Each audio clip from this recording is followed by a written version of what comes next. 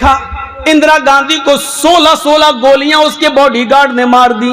اللہ، اس دیش کے تو پردھان منتری بھی اپنی جان نہیں بچا پا رہے ہیں تو میری جان کیا بچائیں گے؟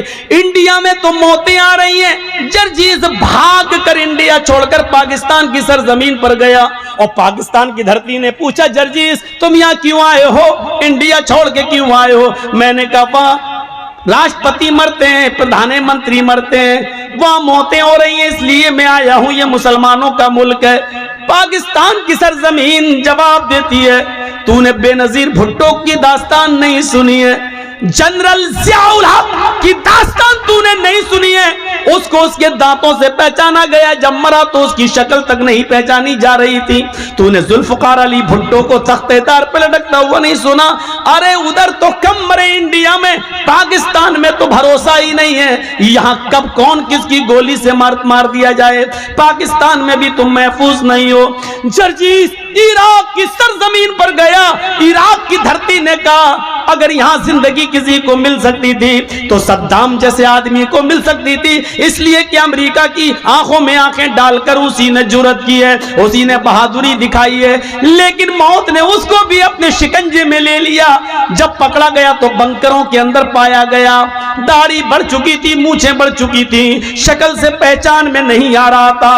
عراق نے کہا تم سعودیہ چلے جاؤ، وہاں تمہاری جان بچ جائے گی. جرجیز عراق کی سرزمین سے بھاگ کر سعودیہ کی سرزمین پر آتا ہے. سعودیہ کی سرزمین میں ریاض میں اترتا ہے. ریاض نے پوچھا کیوں آئے ہو؟ جواب دیا اس لیے کہ انڈیا میں مرتے ہیں، پاکستان میں مرتے ہیں، عراق میں مرتے ہیں، ایران میں مرتے ہیں، یہاں ہم اس لیے آئے کہ میری جان بچ جائے. ریاض کی سرزمین نے کہا یہاں پر بھی جان نہیں بچے گی، اس لیے کہ دیکھو شاہ فیصل کو اس کے بھتیجے ہی نے مرڈر کر دیا، اس کے بھتیجے نے مار ڈالا، بعد میں اس کو بھی قتل کیا گیا.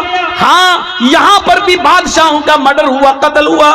اگر تمہیں اپنی جان بچانا ہے تو مکے میں چلے جاؤ، وہاں جناب محمد رسول اللہ پیدا ہوئے تھے، شاید وہاں جان بچ جائے. جرجیز مکے میں جاتا ہے، مکے کا نظارہ دیکھ کر خوش ہو جاتا ہے. جیسے اندر گھستا ہے اس کو طواف کرنے کا موقع ملتا ہے. ابھی اس نے خانہ کعبہ کے ساتھ چکر لگائے تھے، ابھی مقام ابراہیم پر 2 رکعت نفل نماز پڑھی تھی، ابھی دعا مانگی رہا تھا، ابھی صفا اور مروہ کے چکر لگا ہی رہا تھا. اتنے میں اذان کی آواز آتی ہے، اذان کے لیے نماز پڑھی جاتی ہے. جرجیز نماز پڑھنے لگا، خوش ہے آج ایسی بستی میں آیا ہوں جہاں محمد رسول اللہ پیدا ہوئے، یہاں میری جان بچے گی، یہاں کبھی موت نہیں آئے گی. جرجیز نے جب ظہر کی نماز پڑھ کے سلام پھیرا، امام حرم نے نماز پڑھا کر سلام پھیرا، السلام علیکم ورحمت اللہ. مؤذن کھڑا ہوتا ہے، کہتا الصلاۃ علی الاموات، کچھ جنازے آئے ہوئے ہیں، آپ رکیے، ان جنازوں کی نماز جنازہ پڑھی جائے گی. میرے بھائیوں، جرجیز نے سب سے زیادہ جنازے مکے ہی میں دیکھے ہیں. ظہر میں جنازے کی آواز، عصر میں جنازہ پڑھا جا رہا ہے، مغرب میں جنازے پڑھے جا رہے ہیں، عشاء میں جنازے کی نماز جنازہ ہو رہی ہے، مغرب میں نماز جنازہ پڑھا جا رہا. اللہ، اتنی موتیں تو ہم نے انڈیا اور پاکستان میں بھی نہیں دیکھی. یہاں تو سب سے زیادہ ہر نماز میں 5-6 جنازے آ رہے ہیں. لوگوں نے کہا تمہیں اپنی جان بچانا تو مدینے چلے جاؤ. مدینے جاتا ہوں، مدینے کی سرزمین پر ابھی عصر یا مغرب کی نماز پڑھنے کا موقع ملتا ہے.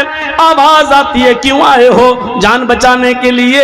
اگر اس ہستی دنیا میں کسی کی جان اگر بچی ہوتی تو آج یہ صاحب قبر موجود نہ ہوتا، آج اس روضہ اقدس کے اندر محمد رسول اللہ کی قبر نہ ہوتی. اس قبر کے اندر اللہ کا سب سے زیادہ لاڈلا، اللہ کا سب سے زیادہ پیارا، اللہ کا سب سے زیادہ محبوب بندہ اس قبر میں موجود ہے. جرجیز موت نے اس کو بھی اپنے شکنجے میں لے لیا ہے، پھر تم کیسے بچ سکتے ہو؟ حاشا کلا، نہیں.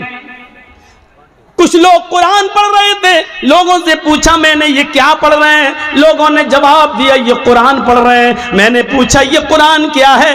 جواب ملا یہ اللہ کی آخری کتاب ہے، قیامت تک کے تمام مسائل کا حل اس کتاب کے اندر موجود ہے۔ مولوی جرجیس مسکرایا، جب قیامت تک سارے مسائل کا حل موجود ہے تو موت کا مسئلہ بھی حل ہوگا۔ یہ کتاب ہمیں ہمیشہ زندہ رہنے کا بھی طریقہ بتائے گی۔ جرجیس نے بھی وضو بنایا اور قرآن لے کر بیٹھ گیا۔ نیت تو یہ تھی کہ زندگی بھر زندہ رہیں، کبھی موت نہ آئے، قرآن میں ایسی آیت مل جائے۔ لیکن جرجیس جب قرآن پڑھ رہا تھا تو قرآن نے بھی ڈنکے کی چوٹ پر اعلان کر کے کہہ دیا اینما تکونوا یدرککم الموت ولو کنتم فی بروج مشیدہ۔ نہیں جرجیس، موت سے بچنے کا کوئی راستہ قرآن میں بھی نہیں ہے۔ تم جہاں بھی ہو، جس جگہ بھی رہو، موت تمہیں ادھر آ جائے گی، پکڑ کے رہے گی۔ چاہے پہاڑوں کی کوہ میں چلے جاؤ، سمندر کی تاریکیوں میں چلے جاؤ، آسمان کی بلندیوں پر کمند ڈال دو، چاند پہ رہنے لگو یا سورج تک پہنچ جاؤ، کہکشاؤں تک پہنچ جاؤ، انترکش تک پہنچ جاؤ، کہیں بھی چلے جاؤ، جہاں تم جا رہے ہو موت تمہارے پیچھے پیچھے جا رہی ہے۔ قل ان الموت الذی تفرون منہ فانہ ملاقیکم۔ تم جس موت سے بھاگ رہے ہو بھاگ نہیں سکتے، تم جہاں کھڑے ہو وہی موت تم سے ملاقات کرنے کے لیے، وہ تم سے زیادہ تیز اسپیڈ میں دوڑ رہی ہے، وہ تم سے زیادہ تیز اسپیڈ میں آ رہی ہے، وہ تم سے زیادہ تیز اسپیڈ میں تمہارا سفر کر رہی ہے، تمہارے پاس آ کر رہے گی، تمہیں اپنے شکنجے میں لے کر رہے گی، تم سے مل کر رہے گی۔ فَإِنَّهُ مُلَاقِيكُمْ، وہ تم سے ملاقات کر کے رہے گی۔ ملاقات کس کو کہتے ہیں؟ السلام علیکم وعلیکم السلام۔ آپ نے ہم سے ہاتھ ملایا، ہم نے آپ سے ہاتھ ملایا، آپ نے ہم کو دیکھا، ہم نے آپ کو دیکھا، یہ ہے ملاقات۔ آپ نے میری آنکھوں میں آنکھیں ڈالی، ہم نے آپ کی آنکھوں میں آنکھیں ڈالی، یہ ہے ملاقات۔ فَإِنَّهُ مُلَاقِيكُمْ، موت تم سے ملاقات کرے گی۔ اس کا ترجمہ میں یوں بھی کر سکتا ہوں کہ موت تمہاری آنکھوں میں آنکھیں ڈال کر رہے گی، یعنی موت تمہیں اپنی نظروں سے تمہاری آنکھوں میں آنکھیں ڈالے گی اور تمہاری روح اس وقت نکلے گی۔ وَأَنْتُمْ حِينَئِذٍ تَنْظُرُونَ، اپنی آنکھوں سے دیکھو گے روح نکالنے والے فرشتے کو۔ جب روح نکال رہا ہوگا وہ نکال کے لے جا رہا ہوگا۔ میرے بھائیوں، جب تمہاری روح نکلے گی، ہماری روح نکلے گی، وَأَنْتُمْ حِينَئِذٍ تَنْظُرُونَ، اس وقت مرنے والا اپنی آنکھوں سے دیکھ رہا ہوگا۔ بڑا عجیب مسئلہ ہوتا ہے جب روح نکلتی ہے۔ روح سب سے پہلے پیروں کے تلوے سے نکلتی ہے نیچے۔ آپ کسی مرنے والے کے قریب بیٹھیے اور دیکھیے، سب سے پہلے اس کا پیر کام کرنا بند کرتا ہے۔ روح یہاں سے کھینچتا ہے ملک الموت، یہاں سے کھینچ کر ٹخنے تک آتی ہے، پھر یہاں سے کھینچتا ہے تو پنڈلی تک آتی ہے۔ والساق بالساق، پنڈلیوں سے پنڈلیاں ٹکرا جاتی ہیں اور نیچے کا دھڑ کام کرنا بند کر دیتا ہے۔ پھر یہ روح کھینچتا ہے تو گھٹنے تک آ جاتی ہے، گھٹنے کے نیچے کا حصہ بیکار ہو جاتا ہے۔ پھر روح کھینچتا ہے تو ران تک آ جاتی ہے، ران سے نیچے کا حصہ بے جان ہو جاتا ہے۔ پھر روح کھینچتا ہے تو سینے تک آ جاتی ہے اور سینے سے نیچے کا حصہ بیکار ہو جاتا ہے۔ پھر روح حلق تک آ جاتی ہے، حلق تک آ جاتی ہے اور حلق سے نیچے کا حصہ بیکار ہو جاتا ہے۔ اور پھر حلق کے پاس آ کر جب روح کو کھینچتا ہے، روح نکالتا ہے، تو یہ روح آنکھ، ناک اور کان، ان تینوں راستے سے باہر نکلتی ہے۔ اور جب ناک اور کان کے راستے سے نکلتے ہوئے آنکھوں تک پہنچتی ہے تو آنکھیں پھٹ جاتی ہیں۔